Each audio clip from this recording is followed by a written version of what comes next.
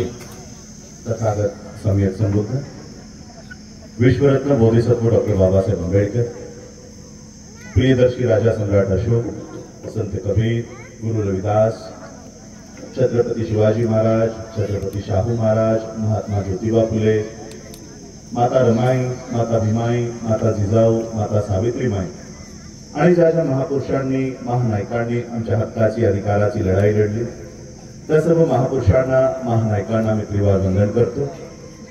मंचावर उपस्थित आजच्या या कार्यक्रमाचे अध्यक्ष पाराजी कदमजी, सचिव नंदलाल साळवेजी, उपाध्यक्ष तुकाराम कदमजी, या कार्यकारिणीचे सर्वच पदाधिकारीगण, मंचावर उपस्थित भीमशक्तीचे जिल्हाध्यक्ष, मंचावर उपस्थित सर्वच बरीच नावं आहेत, मी नावं घेण्यात वेळ वाया नाही घालत कारण मलाही सकाळी मला वाटतं 10:30-11 वाजताचं माझं बोर्डिंग आहे। मंचावर उपस्थित सर्वच मान्यवर आणि इथं उपस्थित असणाऱ्या सर्व माझ्या मातांना, बंधूंना आणि भगिनींना राजरत्न आंबेडकरचा मानाचा जय भीम। आज आपण डॉक्टर बाबासाहेब आंबेडकरांच्या 133व्या जयंतीनिमित्त या व्याख्यानमालेसाठी सगळे उपस्थित आहात। या अनुषंगाने मी माझ्या वतीने, आंबेडकर कुटुंबियांच्या वतीने डॉक्टर बाबासाहेब आंबेडकरांनी स्थापन केलेली संस्था दी बुद्धिस्ट सोसायटी ऑफ इंडिया अर्थात भारतीय बौद्ध महासभा या संस्थेच्या वतीने तुम्हा सर्वांना डॉक्टर बाबासाहेब आंबेडकरांच्या जयंतीच्या खूप खूप मंगल अशा कामना सगळ्यांना देतो। आयोजकांनी किंवा जे प्रस्तावित या ठिकाणी मांडत होते त्यांनी इच्छा व्यक्त केली की बाबासाहेब आंबेडकरांची चळवळ आम्हाला साध्या सोप्या भाषेमध्ये लोकांना समजेल अशा पद्धतीने समजून सांगा। बाबासाहेब आंबेडकरांचं संपूर्ण शिक्षण पूर्ण होऊन बाबासाहेब ज्यावेळेस भारतात परतले 1917ला बाबासाहेब आंबेडकर त्यांचं शिक्षण पूर्ण करून भारतात पुन्हा आले। 1917 ते 1956 असा 40 वर्षाचा कालावधी बाबासाहेबांना लाभला काम करण्यासाठी आणि या 40 वर्षामध्ये बाबासाहेब आंबेडकरांनी आम्हाला 40 पिढ्या पुरतील किंवा आपण म्हणतो ना पुरून उरतील एवढे अधिकार बाबासाहेब आंबेडकर या 40 वर्षात आमच्यासाठी देऊन गेलेले आहेत। 40 पिढ्या खाऊन उरतील एवढे अधिकार बाबासाहेब फक्त 40 वर्षात एवढं काम करून गेलेलं आहे आणि ह्या 40 वर्षाचं काम काय आहे हे समजून सांगायचा प्रयत्न मी आज आपल्या समक्ष करतो। आज 1917ला बाबासाहेब आंबेडकर त्यांचं शिक्षण पूर्ण करून भारतात आले। मी बाबासाहेबांची संपूर्ण चळवळ शॉर्ट समराइज वे मध्ये संक्षिप्त रूपामध्ये आपल्या सगळ्यांना सांगायचा प्रयत्न करतो। 1917ला बाबासाहेब आंबेडकर भारतामध्ये पुन्हा आले आणि त्याच काळामध्ये त्यावेळेस ब्रिटिशांचं राज्य होतं। ब्रिटिशांच्या राज्यामध्ये एक नियम असायचा, दर 10 वर्षांनी त्यांनी दिलेले जे कायदे आहेत, त्यांनी दिलेले जे अधिकार आहेत त्याच्यात ते बदल करायचे आणि टप्प्याटप्प्यानं काही काही अधिकार जशी जशी मागणी होत असेल तशी तशी ती लोकांना द्यायचं काम करायचे आणि 1920 साली अजून काही अधिकार देण्यासाठी 1917, 1918, 1919 या 3 सालामध्ये Southborough committee, Simon commission हे भारतात नियुक्त करून पाठवण्यात आलं होतं की येणाऱ्या 1920 साली जे आपण अधिकार देणार आहोत ते कुणाकुणाला मिळाले पाहिजे त्याची जरा पाहणी करूया। आणि नेमकं त्याच वेळेस बाबासाहेब आंबेडकरांचं भारतात पदार्पण झालं। भारतात आल्यानंतर बाबासाहेबांच्या लक्षात आलं की साऊथ ब्युरो कमिटी भारतात आलेली आहे आणि ती येणाऱ्या संविधानामध्ये किंवा येणारा जो काही त्यांचा कायदा आहे त्या कायद्यामध्ये या लोकांना मतांचा अधिकार बहाल करणार आहे। मत देण्याचा अधिकार कधी 1920 साली 1920 साली ते मतांचा अधिकार देण्यासाठी भारतात त्यांनी समिती पाठवली, कमिटी पाठवली, कमिशन पाठवलं आणि या कमिशन समोर काही उल्लेख मला इतिहासातले बदल करता येत नाही।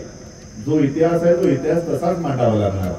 काही नावं येतील, काहींना वाटेल अरे आमच्या नेत्याबद्दल वाईट बोलतोय की काय, की आमच्या महापुरुषाबद्दल काही बोलतोय की काय, तर मला जो इतिहास आहे त्या पद्धतीने मांडावा लागेल, जो आहे तो झाले, जे घडलंय ते तसंच सांगावं लागेल। या सायमन कमिशनला सगळ्यात आधी जी ज्यांनी साक्ष दिली ते होते गांधी. गांधींनी यांना साक्ष दिली आणि गांधींनी सांगितलं की तुम्ही भारतात का आलात. यांनी विचारलं, त्यांनी सांगितलं आम्ही भारतात हे अधिकार देण्यासाठी आलो. गांधींनी सगळे त्यांचं नियोजन ऐकलं. गांधींनी सांगितलं की ठीक आहे, तुम्ही भारतामध्ये आलात, तुमचं स्वागत आहे, पण आमच्या धर्मामध्ये तुम्ही बदल करायचा नाही, आमच्या धर्मामध्ये तुम्ही दखल द्यायचं नाही, ढवळाढवळ करायची नाही. Simon commission, south bureau committee ते म्हणाले आम्हाला तुमच्या धर्माशी काही घेणं देणं नाही, आम्ही तुमच्या धर्मात ढवळाढवळ करायला आलेलो नाही, आम्ही फक्त भारतामध्ये लोकांना मतांचा अधिकार देण्यासाठी आलेलो आहोत, त्याची पाहणी करायला आलेलो आहोत की कुणाकुणाला तो मतांचा अधिकार दिला गेला पाहिजे. मग गांधींनी सांगितलं ठीक आहे, मतांचा जर अधिकार द्यायचा असेल तर मग केवळ 3 वर्गाला मिळाला पाहिजे. सायमनने विचारलं, साऊथ ब्युरोने विचारलं की कोणते 3 वर्ग. मग गांधीने सांगितलं की जी लोक 8वी पास झालेली आहेत आणि 8वी पास झाल्याचा पुरावा दाखवू शकतात अशाच लोकांना मतांचा अधिकार मिळाला पाहिजे. दुसरा वर्ग, जी लोक टॅक्स भरतात, कर भरतात, आयकर, इन्कम टॅक्स, प्रॉपर्टी टॅक्स, जमिनीवरचा कर, अशा लोकांकडे ज्यांच्याकडे कर भरल्याची पावती आहे अशाच लोकांना मतांचा अधिकार मिळाला पाहिजे. आणि तिसरा वर्ग, जी लोक राजे आहेत, महाराजे आहेत, संस्थानिक आहेत, अशाच लोकांना मतांचा अधिकार मिळाला पाहिजे. ही अट गांधींनी सायमन कमिशन समोर ठेवली, साऊथ ब्युरो कमिटीकडे ठेवली. सायमनने कबूल केलं की ठीक आहे, ही जर अट असेल तर आम्ही याच लोकांना मतांचा अधिकार देऊ. आणि मग बाबासाहेब आंबेडकरांच्या लक्षात आलं की गांधींनी अशा पद्धतीची मागणी साऊथ ब्युरो कमिटीकडे केली आहे, सायमन कमिशनकडे केली आहे, आणि सायमन कमिशनने गांधींचं हे म्हणणं ऐकलं आणि या मतांवर जर मतांचा अधिकार दिला तर आमच्या एकाही व्यक्तीला मताचा अधिकार मिळणार नाही. आजी तुम्ही इथे बसलेला आहात, 8वी पास झालात का? नाही. गांधींनी जर हा कायदा लागू केला असता तर आज मत द्यायचा अधिकार तुमच्याकडे असता का? नाही. इथे बरीच लोक 8वी पासही झालेले नसतील, त्यांना मतांचा अधिकार मिळाला असता का? बाबासाहेबांचं हेच म्हणणं होतं की आमच्या लोकांकडे 8वी पास झाल्याचे पुरावेच नाही. हे पुरावेच नसतील तर आम्ही दाखवायचं काय? इथे किती लोक जमिनीवरचा कर भरता का? प्रॉपर्टी टॅक्स, इन्कम टॅक्स, तेवढा इन्कम असेल तर टॅक्स भरणार. 5 लाखाच्या वर 1 रुपया जरी तुमचा नेट टॅक्सेबल इन्कम आला तर तुम्हाला 12,500 रुपये टॅक्स बसतो. नेट टॅक्सेबल इन्कम 5 लाखाच्या वर कुणाचं उत्पन्न असेल का इथे वर्षाचं? म्हणजे आम्हाला इन्कम टॅक्सची पावती आज 2024 मध्ये नसते, आमच्याकडे 8वी पास झाल्याचे पुरावे आमच्या लोकांकडे आजही नसते. त्या काळात गांधींनी मागणी केली. बाबासाहेब आंबेडकरांच्या लक्षात आलं. बाबासाहेबांनी साऊथ ब्युरो कमिटीला गाठलं आणि सांगितलं की गांधींनी जे निकष दिलेले आहेत त्या निकषावर जर तुम्ही हा कायदा बनवत असाल तर आमच्या लोकांना मतांचा अधिकारच मिळणार नाही. साऊथ ब्युरोने विचारलं कसं मिळणार नाही, आम्हाला जरा समजून सांगा. मग बाबासाहेबांनी समजून सांगताना सांगितलं की या देशामध्ये मनुस्मृती लागू आहे. मनुस्मृतीचा कायदा सांगतो की या देशामध्ये ब्राह्मणांशिवाय शिकण्याचा अधिकार कुणालाही नाही. आम्हाला जर शिकायचा अधिकारच नसेल तर 8वी पास झाल्याचा पुरावा आमच्या लोकांकडे कुठून येईल? या देशामध्ये मनुचा कायदा सांगतो व्यवसाय करायचा अधिकार, पैसे कमवण्याचा अधिकार हा केवळ वैश्यांचा असेल. आम्हाला जर पैसे कमवायचा अधिकारच नाही, जमीन विकत घ्यायचा अधिकार नाही, आमच्याकडे पैसाच नाही, जमिनीच नाही, तर त्या पैशावर कर भरल्याची पावती आमच्याकडे कुठून येईल? आणि या देशामध्ये राजे महाराजे होण्याचा अधिकार फक्त क्षत्रियांचा आहे. आमचे कोणी राजे नाहीत, महाराजे नाहीत, मग आमच्या तिसरा निकष त्याच्यामध्ये आम्ही बसत नाही. मग सायमनने, साऊथ ब्युरोने बाबासाहेबांना प्रश्न केला की बाबासाहेब, या सगळ्यांना जर मतांचा अधिकार द्यायचा असेल तर आम्ही काय केलं पाहिजे? आणि मग बाबासाहेबांनी सांगितलं तुम्ही 8वी पास झाल्याचे पुरावे बघण्यापेक्षा, income tax, property tax receipt मागण्यापेक्षा, या देशात आमचा जन्म झालेला आहे, तुम्हाला जर मतांचा अधिकार द्यायचा असेल तर आमच्या वयाच्या आधारावर द्या. आणि मग साऊथ ब्युरोला ही गोष्ट पटली आणि त्यांनी ऍडल्ट फ्रँचाइज नावाचा कलम तयार केला. तो कलम आजही भारतामध्ये लागू आहे. हा कलम सांगतो की या देशामध्ये जो कोणी 21 वर्षाचा होईल त्याला आपोआप मतांचा अधिकार प्राप्त होईल। आज या देशात जे मतांचे अधिकार सगळे गोरगरीब जनतेपासून अडाणी अंबानीच्या स्त्रियांना जो मिळतोय तो केवळ डॉक्टर बाबासाहेब आंबेडकरांमुळे आज प्रत्येकाला तो मतांचा अधिकार मिळतोय। हा अधिकार या बहुजनांना मिळू नये म्हणून टिळकाचं नाव ऐकलंय का कधी? ऐकलंय टिळक? बाल गंगाधर टिळक। बरं, लोकमान्य टिळक? लोकमान्य टिळक ऐकलंय म्हणतात, बाळ गंगाधर टिळक नाही ऐकलंय। जे त्याचं खरं नाव आहे ते कुणाला माहिती नाही, पण लोकमान्य माहित आहे। लोकमान्य म्हणजे काय? ज्यांना लोकांनी मान्यता दिली। अशा टिळकाला लोकांनी खरंच मान्यता दिली होती का? टिळकांनी हा कायदा पास होत असताना महाराष्ट्रभर सभा घेतल्या आणि त्यांनी सभेतून सांगितलं की तेली, तंबोली आणि कोल्हाटांना संसदेत जाऊन काय नांगर टाकायचं आहे? यांना कशाला हवा मतांचा अधिकार? न्हाव्याला काय संसदेत जाऊन केस कापायची? न्हाव्याला कशाला मतांचा अधिकार? माळ्याला काय संसदेत जाऊन फुलं वेचायची? माळ्याला कशाला मतांचा अधिकार? अशा प्रत्येक जातीचा उपहास करत टिळकांनी या मतांचा अधिकार बहुजनांना मिळू नये, शूद्र अतिशूद्रांना मिळू नये याचा विरोध त्यांनी संपूर्ण महाराष्ट्रावर केला। लाला लजपतराय या बनियाने छातीवर लाठी खात सायमन कमिशनचा विरोध करत स्वतःचा प्राण त्याग केला का? तर या देशातल्या शूद्र अतिशूद्रांना मतांचा अधिकार मिळवला।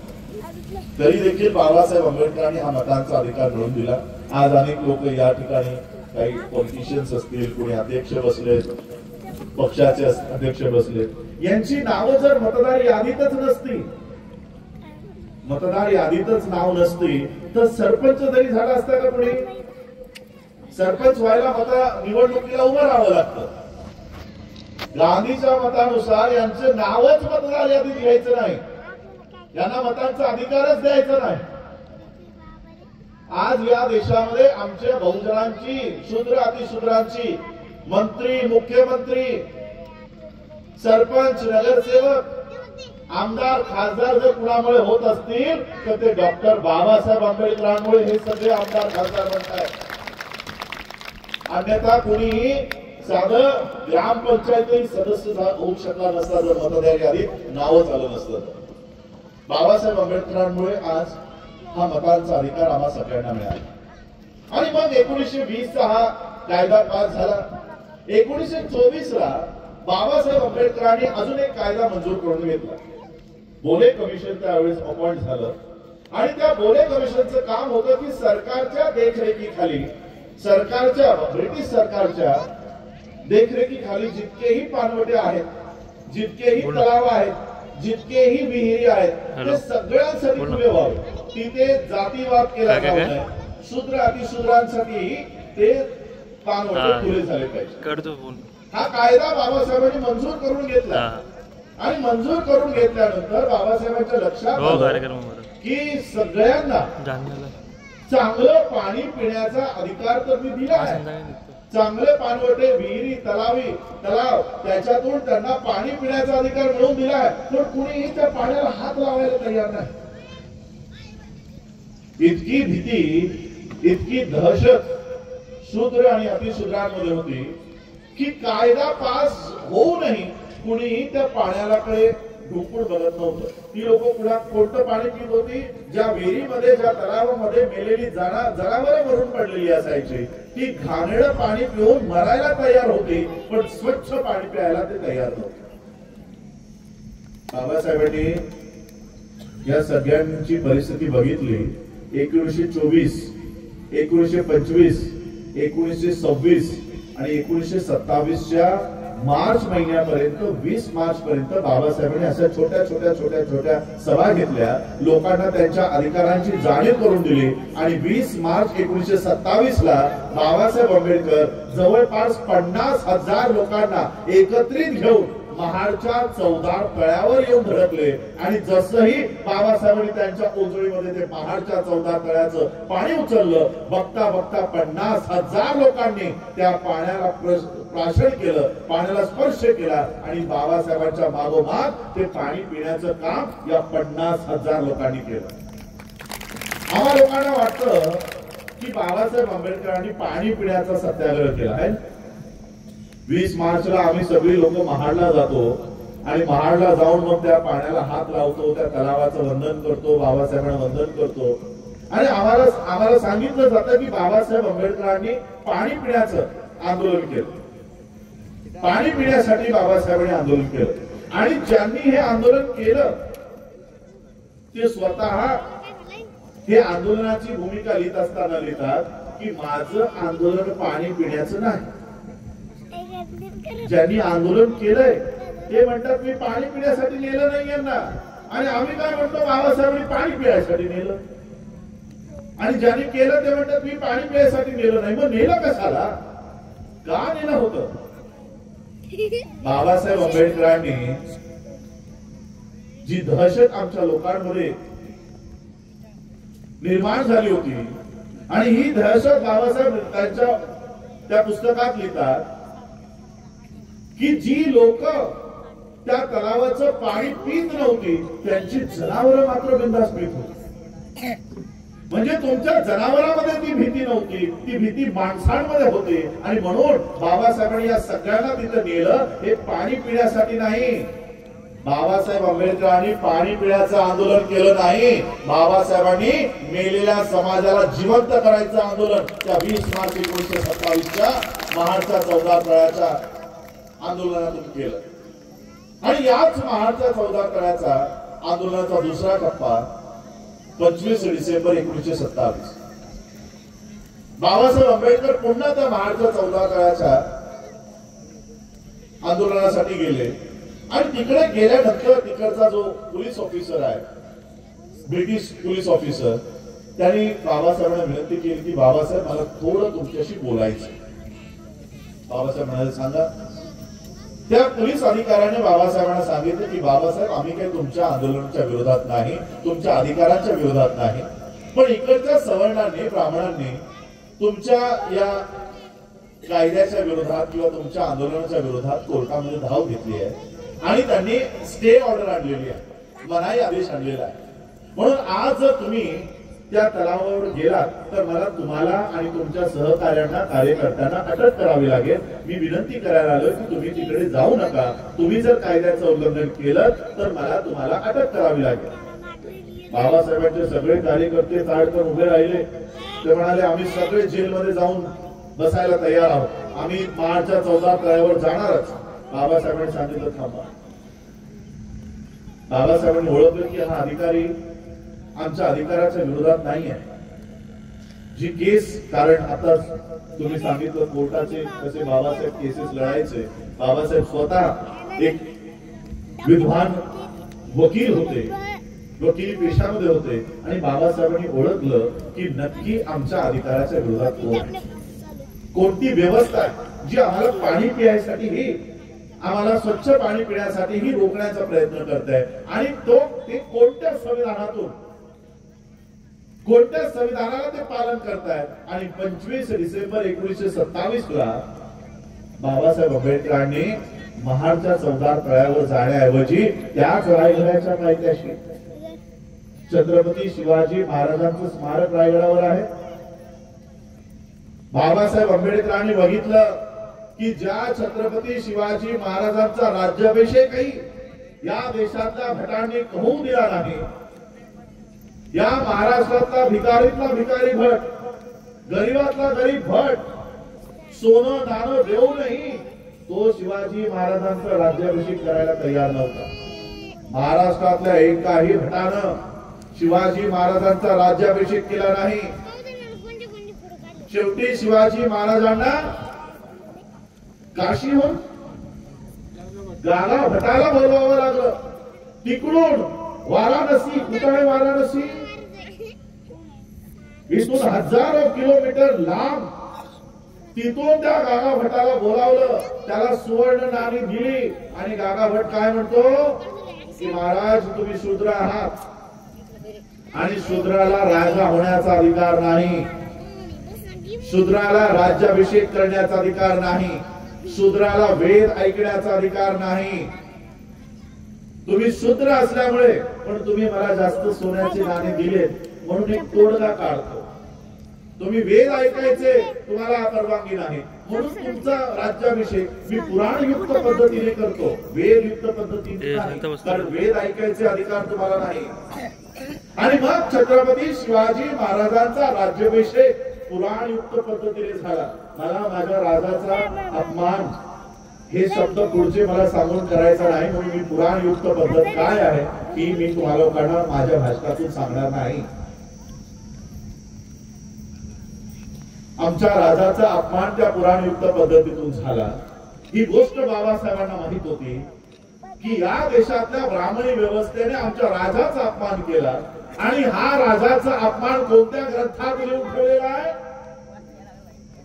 की कुणाला काय अधिकार असले पाहिजे, कशा पद्धतीचा पुराणयुक्त पद्धतीने राज्याभिषेक करावा, या सगळ्याचं एक संविधान लिहून ठेवलेलं आहे. त्या संविधानाचं नाव आहे मनुस्मृती.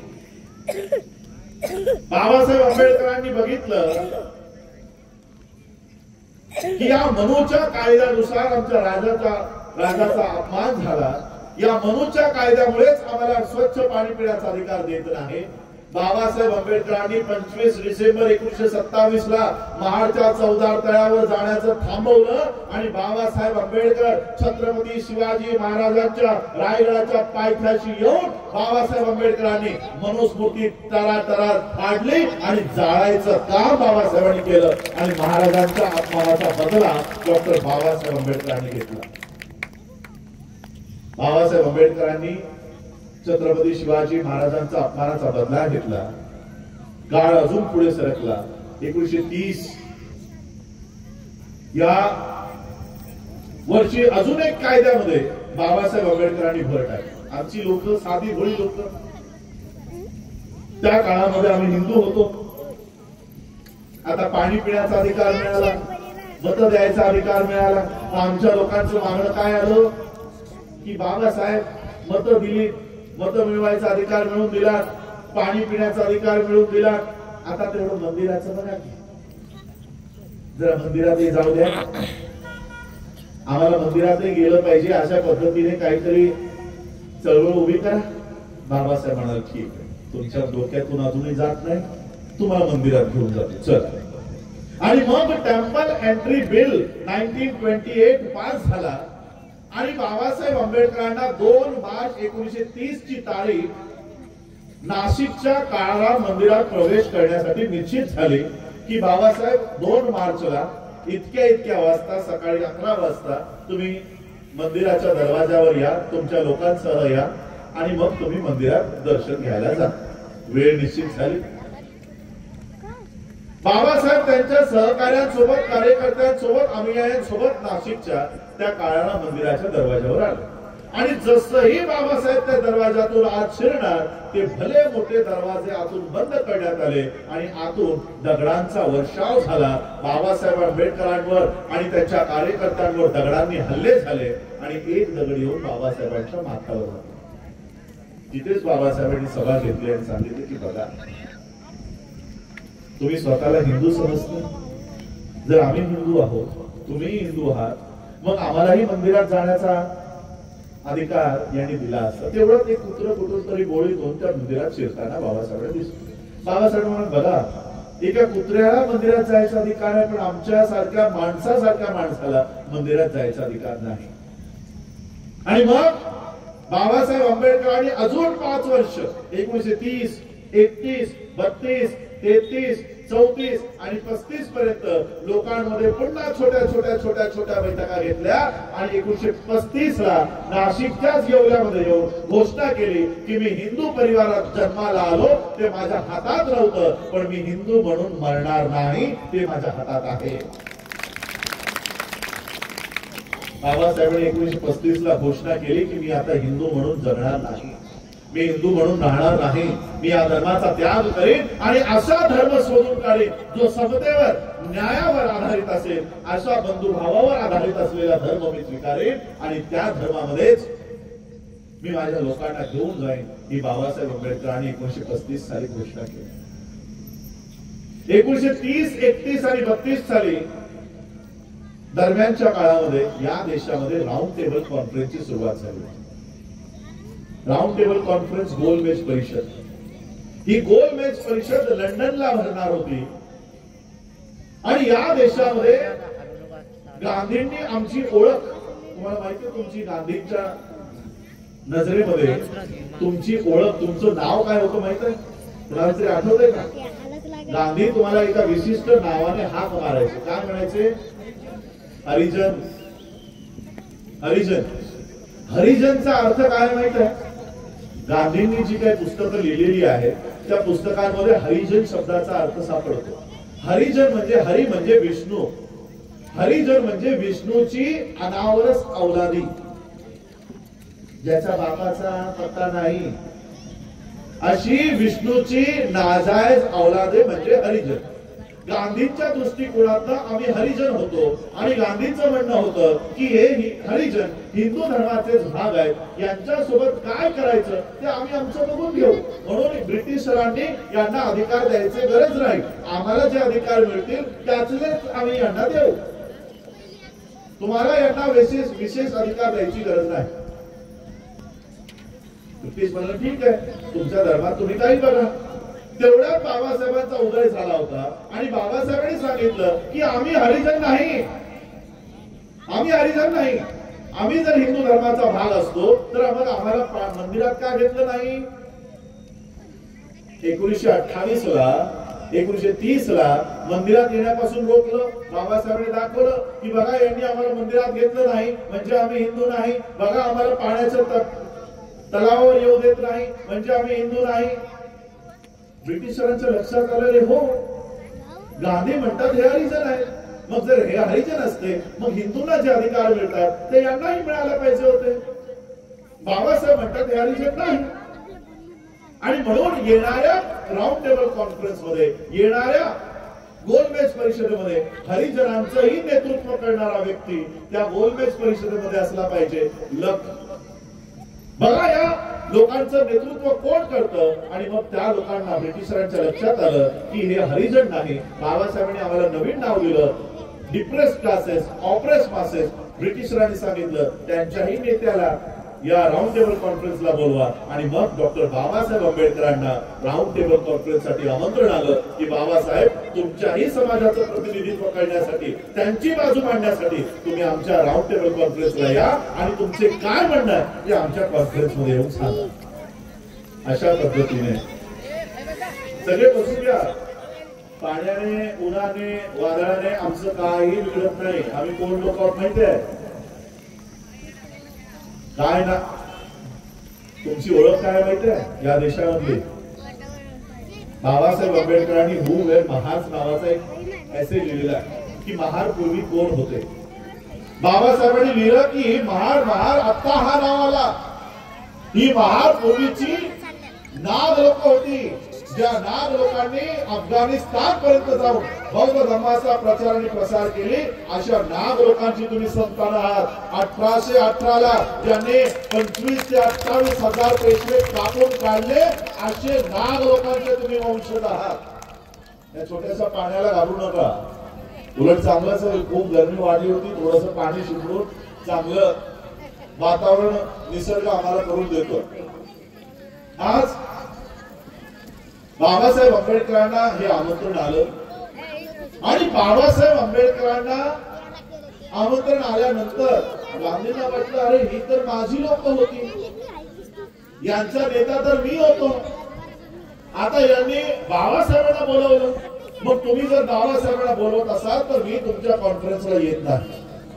गांधींनी बहिष्कार टाकला. फर्स्ट राऊंड टेबल कॉन्फरन्स मध्ये गांधी गेले नाही आणि गांधी तिथे नसल्यामुळे डॉक्टर बाबासाहेब आंबेडकरांना जे जे मागायचं होतं अस्पृश्य समजल्या जाणाऱ्या. आणि तुम्हाला अजून एक माहिती देऊ इच्छितो, बाबासाहेब आंबेडकर राऊंड टेबल कॉन्फरन्सला जात असताना सोबत कुणाला घेऊन गेले माहिती आहे? बाबासाहेब कुणाला घेऊन गेले ते नंतर सांगतो. राऊंड टेबल कॉन्फरन्स द्वितीय, या राऊंड टेबल कॉन्फरन्सला गांधी नंतर गेले. ते सोबत कुणाला घेऊन गेले माहिती आहे? 2 बकऱ्या घेऊन गेले. का तर त्या बकऱ्यांचं दूध गांधी प्यायचे म्हणून गांधी सोबत लंडनला 2 बकऱ्या घेऊन गेले. पण बाबासाहेब आंबेडकरांना लंडनला जायची जेव्हा संधी मिळाली, राऊंड टेबल कॉन्फरन्स मध्ये अस्पृश्य समजल्या जाणाऱ्या लोकांची बाजू मांडण्याची जेव्हा संधी मिळाली, तेव्हा बाबासाहेब स्वतः एकटे गेले नाही. मराठा समुदायामधले शंकरराव जाधव यांना सोबत घेऊन गेले आणि त्यांना सांगितलं, मी माझ्या समाजाची बाजू मांडतो, तू तुझ्या समाजाची बाजू मांड, असं बाबासाहेब आंबेडकर मराठा समुदायातले शंकरराव जाधव यांना सोबत घेऊन गेले. आज मला खूप बरं वाटलं तुमचे झेंडे बघून. बुद्धाचा भगवाही तिथे आहे, बुद्धाचा पंचशीलही आहे आणि बाबासाहेबांचा निळाही तिथे आहे. ही आमची खरी ओळख आहे, ही आमची खरी मैत्री आहे, ही खरी मैत्री आहे. या देशामध्ये 2500 वर्षापासून आम्ही एकत्र राहतोय, एकमेकांचा सोबत आम्ही देतोय. या ब्राह्मणी व्यवस्थेने आम्हाला भावाच्या भावात, आता तुम्ही बघताय शरद पवार, अजित पवार कसं लढवतात एकमेकांना. लढवलं कुणी? कोण आहे पेशवा? फडणवीस. एकमेकांना भावाविरोधात लढवायचं काम करतात. एकमेकांच्या त्याच पद्धतीने आम्हाला कित्येक वर्षापासून एकमेकांविरोधात लढवायचं काम करतात. हेच पेशवे आणि आमच्यावर राज्य करतात. आणि आज बाबासाहेब आंबेडकरांना जसेही जायची संधी मिळाली, गांधींनी त्या कॉन्फरन्सवर बहिष्कार टाकला. आणि मग बाबासाहेब आंबेडकरांनी राऊंड टेबल कॉन्फरन्स मध्ये सगळे हक्क आणि अधिकार तिथून मागण्याचं आणि मिळवण्याचं काम सुरू केलं. आणि या सगळ्या खबरी, या सगळ्या बातम्या भारतामध्ये न्यूजपेपर मध्ये छापून येत होत्या. टाइम्स ऑफ इंडिया नावाचा न्यूजपेपर या देशामध्ये ही सगळी माहिती देत होता की बाबासाहेब आंबेडकरांनी हे अधिकार अस्पृश्यांसाठी हे मिळवण्यामध्ये यश प्राप्त केलं. गांधी या सगळ्या बातम्या घरात बसून वाचत होता आणि त्याच्या लक्षात आलं की माझ्याकडनं किती मोठी चूक झाली. मी जर राऊंड टेबल कॉन्फरन्सला गेलो असतो तर मी बाबासाहेबांना हे कसलेही अधिकार मिळू दिले नसते. पहिली राऊंड टेबल कॉन्फरन्स गोलमेज परिषद संपन्न झाली, सगळी लोक भारतात आली आणि दुसऱ्या राऊंड टेबल कॉन्फरन्सला सुरुवात झाली. इंग्रजांनी विचार केला, गांधींनी आमच्या पहिल्या कॉन्फरन्सवर बहिष्कार टाकला म्हणून त्यांना दुसऱ्याला बोलवायचा काय अर्थ नाही.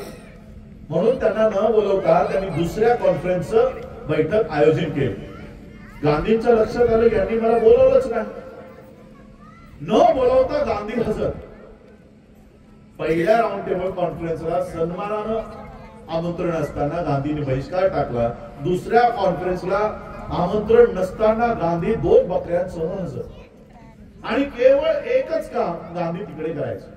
जे जे अधिकार बाबासाहेब आंबेडकर मागायचे हे उठून बाबासाहेब आंबेडकरांचा विरोध करायचे, बाबासाहेबांचा विरोध करायचे.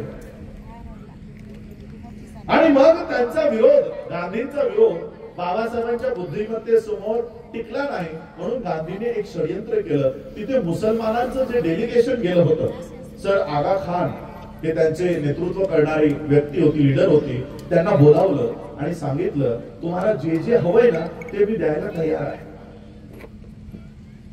तुम्हाला जे हवंय ते मी द्यायला तयार आहे. तुमचे सगळे अधिकारावर ही घ्या, मी सही करून देतो, तुमचे सगळे अधिकार मी आज मान्य करतो. ते आगा खान आणि मुसलमान डेलिगेशन त्यांना वाटलं की गांधी जातीने बनिया माणूस. बनिया कळतो तुम्हाला? बनिया बनिया कोण असतो? दुकानदार वगैरे जे असतात बनिया. या देशामध्ये मोदी नावाचा प्रधानमंत्री आहे, तोही भाषणामध्ये म्हणतो मी बनिया आहे. ते असे बनिया नावाचे एक कम्युनिटी असते. त्या मुसलमानांना वाटलं गांधी बनिया माणूस एका हाताने जर आपल्याला काहीतरी देतोय म्हणजे दुसऱ्या हाताने नक्कीच काहीतरी घेणार आहे. म्हणून त्या मुसलमानाने विचारलं की गांधीजी इसके बदले में आपको क्या चाहिए? मग गांधीने सांगितलं कल सुबह जब राउंड टेबल कॉन्फ्रेंस को शुरुआत होगी और जैसे ही डॉक्टर अंबेडकर अपने कुर्सी से उठकर जो जो अधिकार, हिंदी करते ना, करते हिंदी म्हणून तर अच्छे दिन आएंगे ला बोलला, हिंदी कळली नसती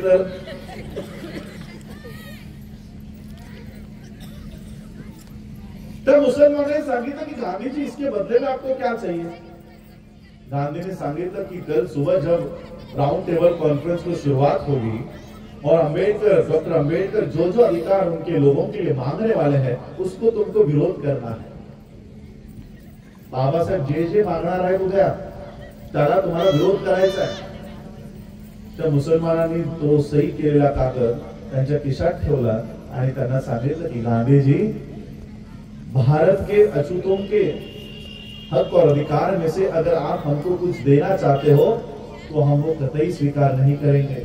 तुम्ही आमच्या अस्पृश्य बांधवांच्या ताटातलं हिसकावून जर आम्हाला काही देणार असाल तर आम्हाला ते बिलकुल मान्य नाही। आणि हेच मुसलमान गांधीच्या रूम मधून बाहेर पडले, बाबासाहेब आंबेडकरांच्या रूम मध्ये गेले आणि तो कागद त्यांनी बाबासाहेबांना दिला आणि तो कागद बाबासाहेबांनी त्यांच्या पुस्तकात छापला आणि सांगितलं की बघा गांधी कसा षडयंत्र आमच्या विरोधात करतो। गांधीने कसं षडयंत्र केलं। काही लोकांना वाटेल मी गांधीच्या विरोधात म्हणतोय, बोलतोय म्हणजे काँग्रेसच्या विरोधात बोलतोय की काय, असा समज करून घेऊ नका।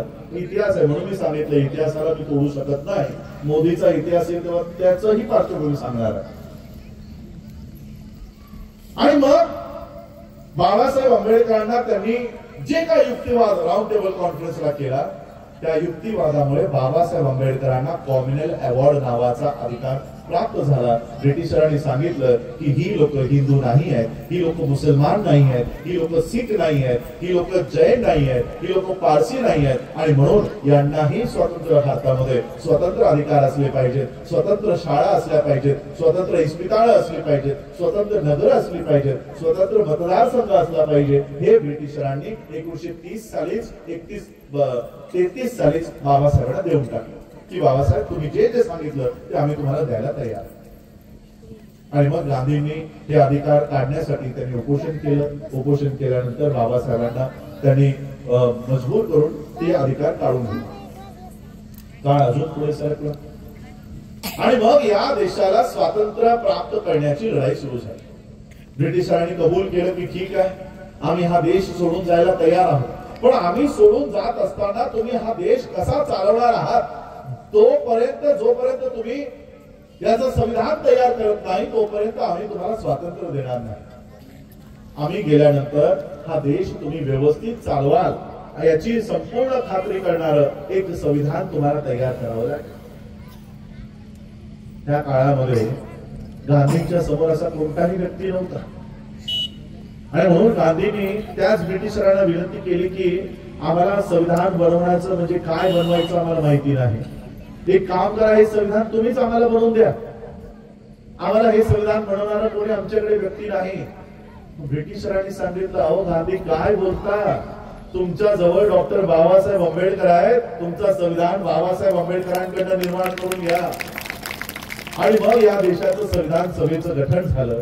बाबासाहेब आंबेडकर बघता बघता संविधान सभेचे ड्राफ्टिंग कमिटीचे अध्यक्ष झाले आणि 2 वर्ष 11 महिने 18 दिवस एवढा प्रगल्भ काळ घेऊन या देशाचंच नव्हे जगातला सर्वोत्कृष्ट संविधान बाबासाहेब आंबेडकरांनी या देशाला तयार करून दिला आणि तो संविधान 26 नोव्हेंबर 1949 ला बहाल झाला आणि 26 जानेवारी 1950 ला लागू झाला।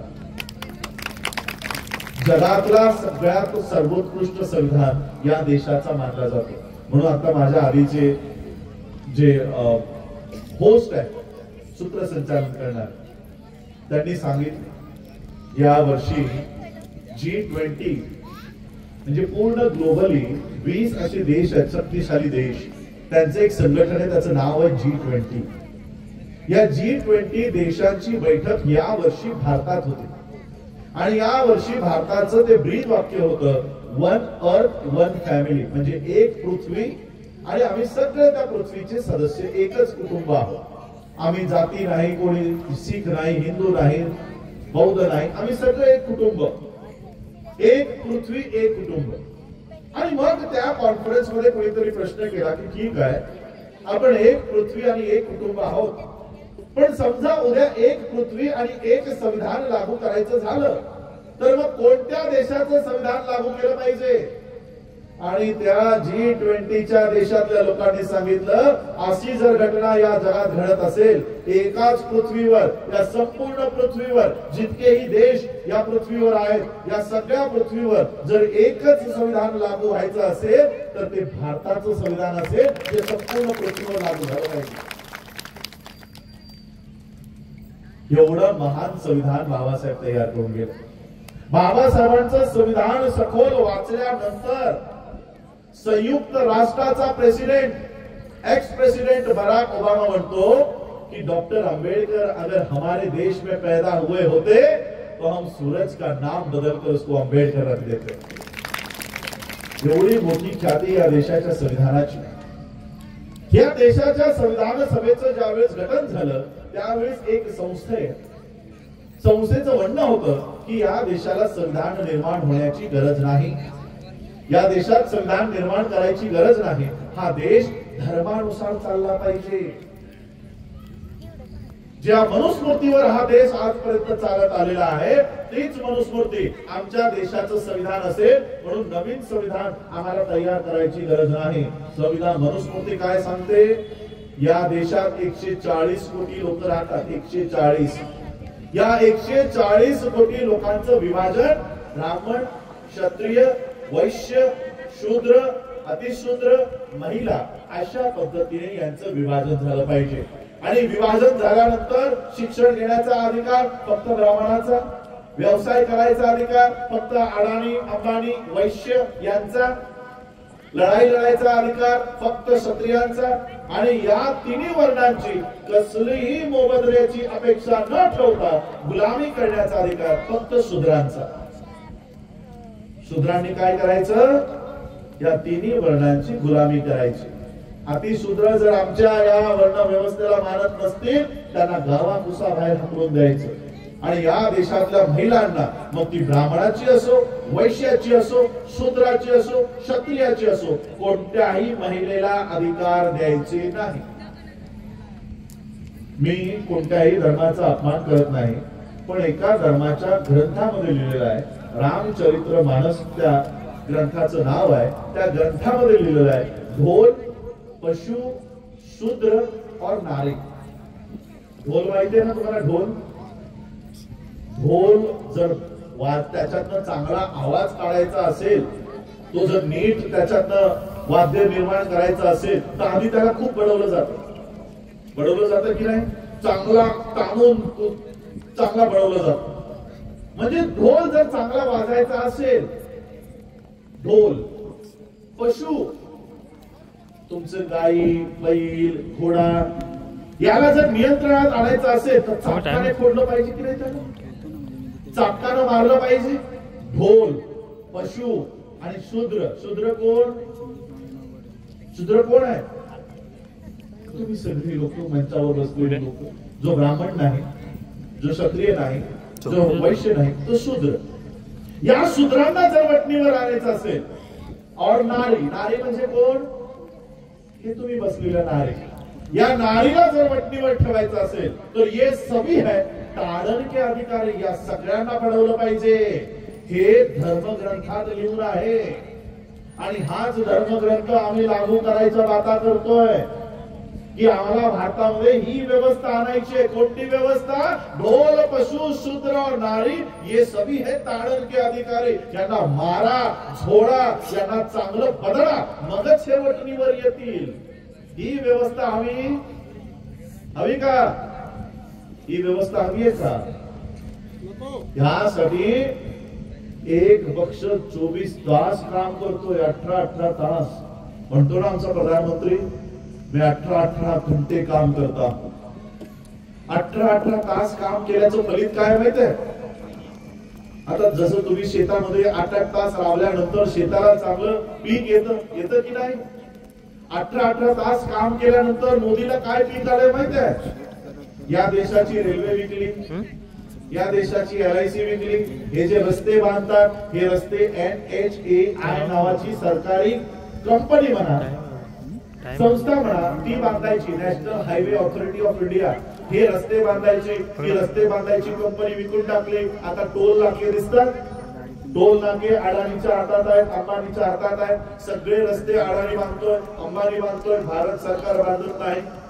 कोणताही एअरपोर्ट आता भारत सरकार बांधत नाही. अगोदर AAAI नावाची संस्था होती, एअरपोर्ट ऑथॉरिटी ऑफ इंडिया नावाची संस्था भारत सरकारची होती, ती संपूर्णपणे विकून टाकली. आता अडाणी एअरपोर्ट नावाचे सगळे एअरपोर्ट झालेले आहेत.